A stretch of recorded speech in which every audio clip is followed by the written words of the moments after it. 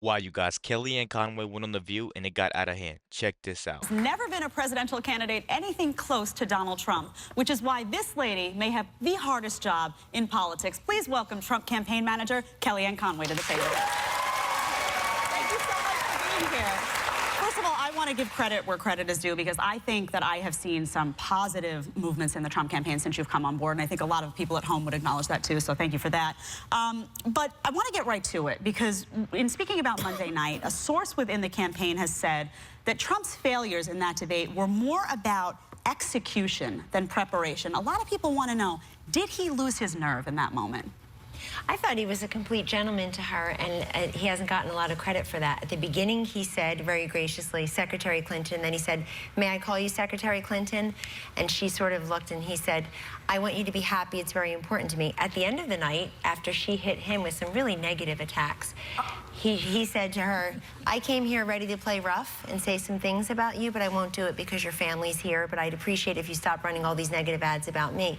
So I don't think he gets credit for restraint, and restraint is a virtue. In fact, it's a presidential virtue.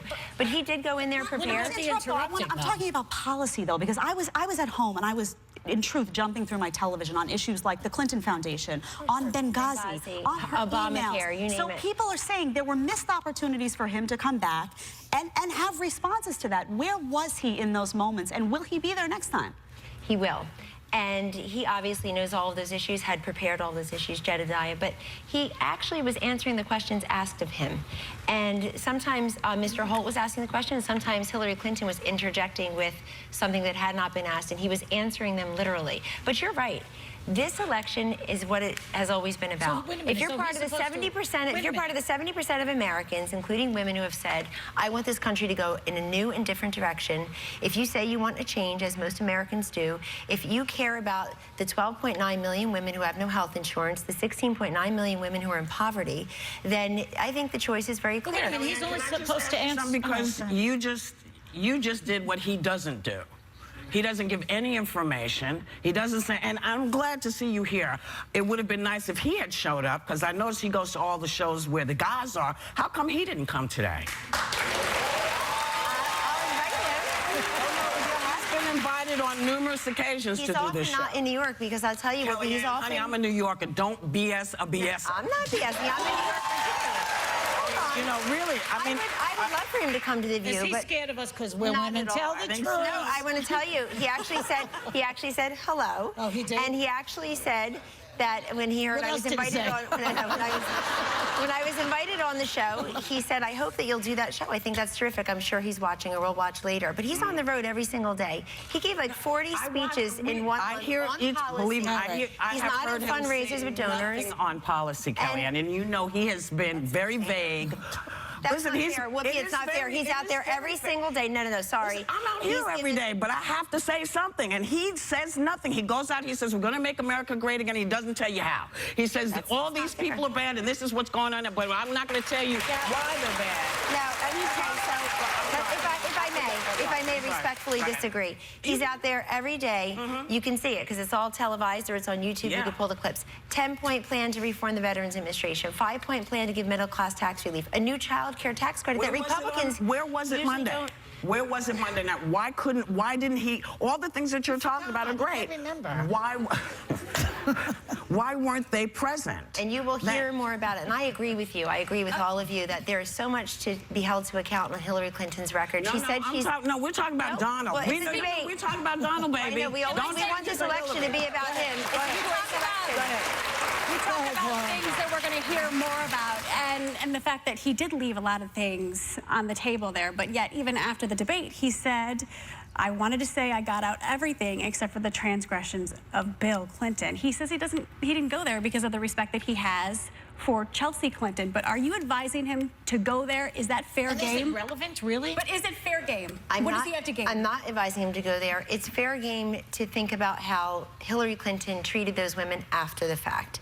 She called Monica Lewinsky how he treats women a loony all tune. the time. Hold on, but that's talked about all the time, Whoopi. That's on this show constantly. To answer your question. It's really what's a treatment of women. I can tell you the thing about Donald Trump that I hope you would all give credence to is he is surrounded by strong women. He has employed thousands and thousands of women over the years. Let me ask you something about Hillary. And they get promoted. I'm the first campaign manager for a Republican presidential candidate. Wouldn't you turn on the women if your husband was cheating on you? You'd turn on them too, wouldn't you? I would. I would leave him though. Experience, right? Your husband's never Well, cheated. my mother did. My mother had that experience, and she left. No, and she loved my mother. You know, I was raised by a single mother, and I'm sure there are many watching your show. Yeah. And that's who I am. I was raised to be very independent and to give, not to take, and to think for myself and to be entrepreneurial and to think about family and faith and values. I was raised by a single mom who took her high school degree and went and supported us. She, you know, that's how I got through Catholic school. That's how I got through college and law school. She made sacrifices. In fact, I was raised in a household that looks like this. I was raised by my mother, her mother, and two of my mother's unmarried sisters. That's totally why we're in such shock that you're supporting him. No, that's why I am supporting him. That's why. Go ahead, He said just this week that he was talking about Miss Universe Alicia Machado's weight, saying she gained a massive amount of weight and it was a problem. In the past, he's called her an eating machine. I feel uncomfortable with it as a woman, but I'm curious how you felt about those comments. Well, I don't discuss people's weights and their looks. I'm sure that on your Twitter feed right now, you have viewers discussing my looks and my intelligence. Did you say to him? No, I'm sure you people. Right, I never knew how ugly and how stupid I was until, you know, we had Twitter and Facebook. But did you reprimand him for that and say to him, listen, why are you saying women are fat? Why are you calling women fat pigs? Did you say that to him? Yes, I think it's beside the point. But hold on, that he gave that particular woman a second chance. The company involved wanted her terminated. Hold on. Too good. No, that is just the truth. Hold on. I want everybody to know this. Because she was in breach of contract and the company wanted her terminated, he gave her a second chance. The choices were give her a second chance or terminate her, and he did that. He also has said publicly, I think last night, he's talked to her very briefly over any number of years. This was 20 years ago, and she obviously has a troubled past that I won't get into. So but what?